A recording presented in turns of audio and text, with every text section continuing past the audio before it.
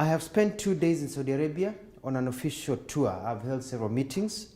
I have met senior Saudi government officials, including my counterpart, the Minister of Foreign Affairs, His Highness Faisal bin Farhan Al Saud. I've also met the Vice Minister for Labour, His Excellency Dr. Abdullah Nasser Abtain. I have also met and spent hours listening to Kenyans living and working in Saudi Arabia. I've also met babies of Kenyan mothers. My meetings with the Kingdom of Saudi Arabia and the Saudi Arabian government have centered on our bilateral issues based on our great relationship we have with the Kingdom of Saudi Arabia. We have agreed to work together as a team as we push our international agendas. We have requested the support of the Kingdom of Saudi Arabia as we tackle the drought situation facing our country due to the effects of climate change. With His Highness Faisal, we have agreed to enhance our trade and investment and expansion of our tourism sectors. This will create more employment opportunities and increase the amount of money in the pockets of our people. The Kingdom of Saudi Arabia views Kenya as one of its top partners, and likewise we view Saudi Arabia as one of our major partners. On the issue of immigrant labor, we have come up with concrete proposals that will make it easier and better for Kenyans to relate and work in Saudi Arabia where they are high in demand. We have held, engaged, discussed very comprehensively on these issues facing Kenyan workers in Saudi Arabia.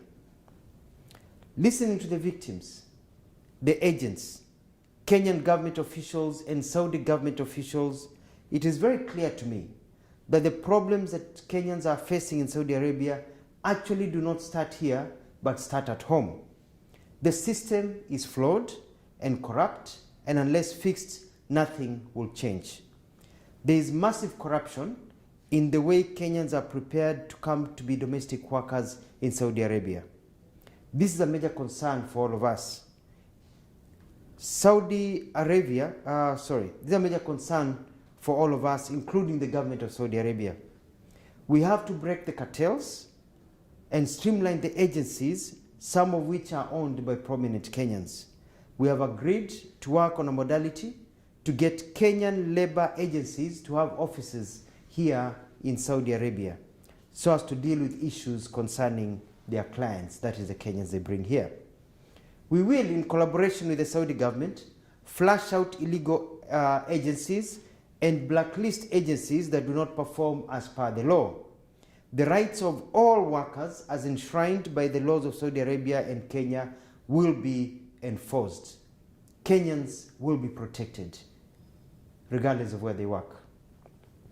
To this end, and as an immediate and short-term venture, we are issuing new procedures to be followed before we give clearance for Kenyans to travel as domestic workers to any country.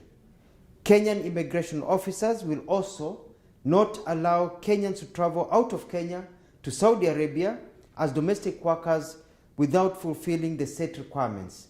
This will start on Monday, 7th of November, 2022. We have set up a joint technical team of Kenya and Saudi government officials to fast-track labor issues. They start their work in 2 weeks' time on the 17th of this month. We have also dedicated an emergency hotline for Kenyans in Saudi Arabia to call when facing any difficulties. The emergency hotline number at the Kenyan embassy will be given. It is +966 500 755 060. On receiving a call, we'll take prompt action, including but not limited to engaging the Saudi government for the assistance. The idea is to ensure every Kenyan lives well, gets medical care, and also is listened to and taken care of. I have requested for an amnesty to be granted to Kenyans who have fallen out of status and who are hiding illegally and who are unable to access media care so that their documents can be made legal and others given passage to go home. This will be part of the discussion that our teams will sit down and discuss. The Kenyan government, my office, is also dispatching additional staff to the Riyadh embassy to assist in the process of legalizing Kenyans who are out of status and processing travel documents and other necessary work that needs to be done to help our Kenyans. Saudi Arabia has great potential and is a major market for our workers, and especially trained ones. Kenyans here working, apart from the domestic ones, the other ones working in other areas, appear to be very happy. I've met many, they are happy, they are well paid, they're sitting pretty, and they're making a lot of money. So we just need to fix the domestic part, workers' part, and everything will be flawless. And as I've said, we have noticed that the problem is not necessarily here in Saudi Arabia only, but the major problem is back at home with the agents and all the ukora that continues when they get here. We have requested for an increase of quotas to allow Kenyans. We have many Kenyans who are graduates in hospitality, engineering, nurses, doctors, people in all fields, accounting, to be allowed to come to work here. And they have said they need Kenyan labor. So I'm asking Kenyans, be prepared. You'll be coming here as professionals to work here and make a lot of money so that you can also help yourselves and your families. I thank the Kenyans I've met. Kenyans, whether they be agents, Kenyans living here, professional work, Kenyans, domestic workers. I have listened to you. You've been very, very candid. My officials have been very candid. And I want to assure you that you have nothing to worry about. You have the hotline. Now you don't have to relate to just depend on social media. You don't have to depend on your families. You can get your help directly from the Kenyan government.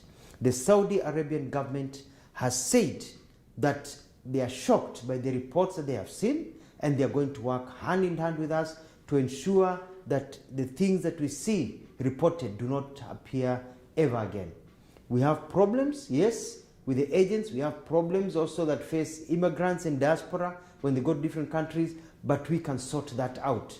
And I'm glad the Saudi Arabian government is willing to help us be able to sort out all these problems that we are facing. I want to thank the Kingdom of Saudi Arabia for their candidates, for their candid and open bilateral discussions and their support. I thank them for according Kenyans this great opportunity to work, and I'm confident with the new engagement we will achieve much more. I'd like to repeat and say that we have agreed on many things. One, provisional medical care to Kenyans. Number two, ensuring that the laws of Saudi Arabia are followed, especially by the agents and also by people who are employers of our people. Number three, we're increasing the quota so that we can get nurses, doctors, engineers, journalists, people who have skills, plumbers who want to work here in Saudi Arabia and make a lot of money. We have also noticed that the problem is stuck towards domestic workers. The system is changing, and we have worked on an agreement so that now they'll be announcing soon part of their program so that if you come to work for somebody and you want to move somewhere else, you can be able to shift. We've worked and talked about people, Kenyans, keeping their passports, and the law says they should keep their passports. The problem are the agencies, and we are going to fix that. We have also agreed that Kenyans, when they want to exit this country, have a right to exit this country, and our embassy here will be processing visas and ensuring that Kenya is able to go. Kenyans who have children, we've come up with a formula of being able to get children to also get permits to be able to leave the country so that people can be able to come home. In other words, it has been a wonderful visit. We've sorted out a lot of things. I've had numerous meetings with Kenyans, and I can tell them you now have a government that listens to you, you have a government that cares, and you have nothing to worry about. I'll be on top of things, and we are going to get permanent solutions to our challenges. Saudi Arabia, the nation, the Kingdom of Saudi Arabia, they're our friends. They care about us. They want to invest more in Kenya. They want more Kenyans working here. And they are also shocked by the stories that Kenyans have been telling. And we've narrowed down, especially our officers here. We've narrowed down, we know what the problem is, and I'm going to deal with it with my colleagues in cabinet to ensure it never happens again.